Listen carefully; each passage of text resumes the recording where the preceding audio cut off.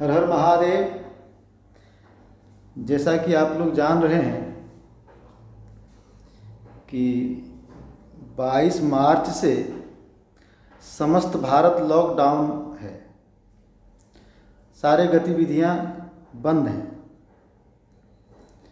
एक कहावत है कि भूख न देखे जात और प्यासा न देखे घाट, और कहता है कि भूख आदमी को स्वार्थी बना देता है, ऐसा कहा गया है। सरकार लॉकडाउन कर दिया है, जनता उसे मान भी रही है, लेकिन क्या सरकार गरीब के प्रति सही व्यवस्था कर रही है? नहीं कर रही है। ये मुख्यमंत्री राहत कोष में, प्रधानमंत्री राहत कोष में जो फंड आ रहा है वो कहाँ खर्च हो रहा है, कब खर्च होगा? इसलिए मैं इसे उठा रहा हूँ कि सरकार पुलिस को तबलीगी जमात को खोज के आइसोलेशन वार्ड में भर्ती करने में लगा दिया है। उनसे अर्जो विनती किया जा रहा है कि आप अपना नाम दर्ज कराइए, कौन कौन जमात में गए थे, ठीक है, कीजिए। उसके बाद जनता लेकिन मान रहा है, लॉकडाउन मान रहा है। उसके बाद शराब का दुकान खोल दिया गया। शराब बिकवाने में आईटीबीपी राज्य की पुलिस को लगा दिया गया है। आंध्र प्रदेश में टीचर को लगा दिया है शराब बिकवाने में। सोचिए कहाँ जा रहा है भारत। और हमारे देश के मीडिया भी कुछ स्वस्थ नहीं है, ऐसा मुझे लगता है कि वे लोग भी किसी न किसी पक्ष में बात कर रहे हैं। सुपारी ले लिया है कि असली मुद्दा से ध्यान हटा के ही छोड़ेंगे। कोई रवीश कुमार को गाली दे रहा है, कोई संदीप चौधरी को गाली दे रहा है, कोई सुधीर चौधरी को गाली दे रहा है, कोई अमित देवगन, अर्नब गोस्वामी को गाली दे रहा है, कोई किसी पर एफआईआर करा रहा है, कोई एफआईआर का विरोध कर रहा है। खैर चलते रहेगा, चलना चाहिए, लोकतंत्र है। हम दूसरा बात कहना चाह रहे हैं कि लॉकडाउन किए हैं, हर चुनावी वादे में, हर मंच में गरीब किसान महिला, गरीब किसान महिला का ही नारा लगता है। लगना भी चाहिए, कृषि प्रधान देश है। मेरी पीड़ा यह है कि हम जीटी रोड के बगल में रहते हैं।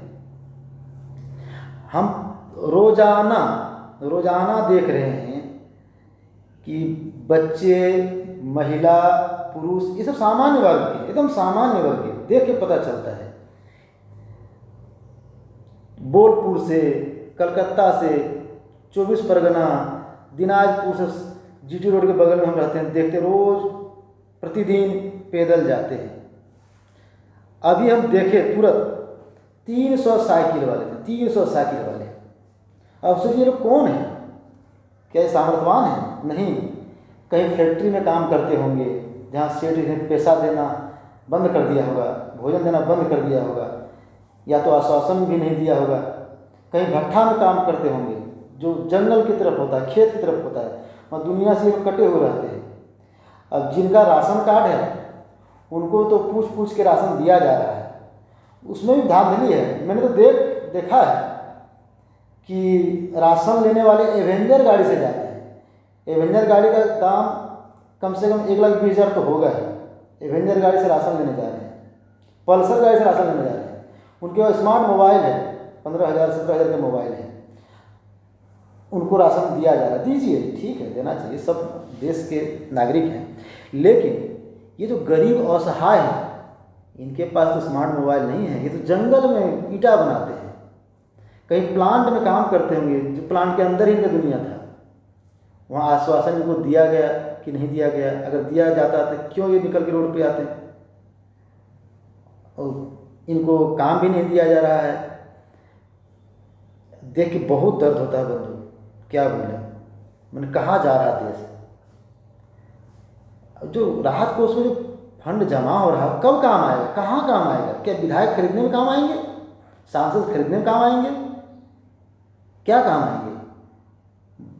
बाद में आप बुलेट ट्रेन चलाएंगे, बाद में आप कन्याश्री योजना में पैसा देंगे, बाद में बहुत सारे आप ये विकास करेंगे समाज के हित में, वो क्या काम का? अभी जो दृश्य मैं देख रहा हूँ सारा भारत का ही है, कहीं एक प्रांत का नहीं, सारा भारत का ही कहानी है। बहुत मुसीबत में है लोग। नहीं मुसीबत में रहते तो ये लोग पैदल नहीं जाते, गोरखपुर जा रहे हैं, इलाहाबाद जा रहे हैं, मधुबनी जा रहे हैं, पूर्णिया जा रहे हैं। मैं रोक रोक के बात करता हूँ लोगों को, भैया क्यों जा रहे हैं? अब तो सरकार राहत दे रही है, ट्रेन चल, कहाँ मिलता है भैया? मेरे पास तो कोई स्मार्ट मोबाइल नहीं है जो मैं उससे जान जाऊँ या उससे मैं एप्लीकेशन करूँ। मैं तो कुछ जानता ही नहीं। आधा रास्ता नहीं, मतलब 200 किलोमीटर 150 किलोमीटर तय कर चुका, लोग कहाँ जाएगा बताइए? क्या सारा योजना सामर्थ्यवान लोग के लिए ही है?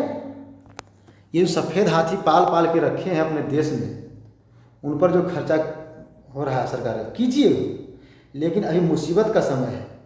मुसीबत में जो काम आते हैं उसे लोग जीवन भर नहीं भूलते हैं।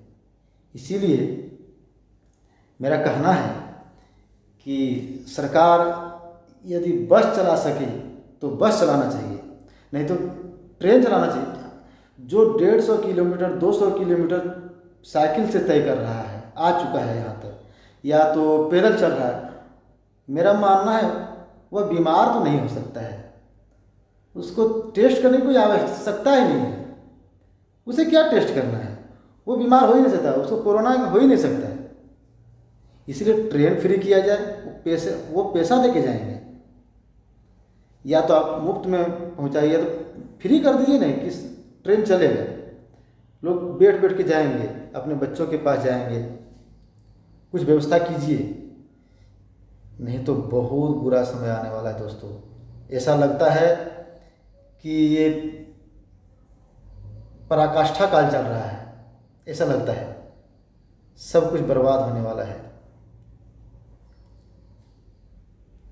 ये क्या बतावें। हालांकि ऐसा लगता है कि अब जहाँ से लोग वापस जा रहे हैं, जो इलाहाबाद, पूर्णिया, मधेपुरा, जम्मू, जहाँ भी जा रहे हैं लोग वापस, मुझे नहीं लगता कि फिर कभी वो ये इस राज्य में दोबारा लौटेंगे, कभी नहीं लौटेंगे। तो इससे कुछ फ़ायदा भी होगा, हालांकि इस समय फ़ायदा नहीं देखना चाहिए। फ़ायदा ये होगा, गांव घर में फिर से खेती बहुत ज़ोरों से होगा। इस साल खेती अधिक होगा, और गांव में अब मजदूर भी मिलेंगे घर निर्माण कार्य के लिए, फर्नीचर बनाने के लिए, ईंटा बनाने के लिए, खेती के लिए। तो सरकार से यही मेरा आग्रह है कि ट्रेन चलाया जाए, और चुनिंदा ट्रेन नहीं, सारे ट्रेन को फ्री कर दिया जाए।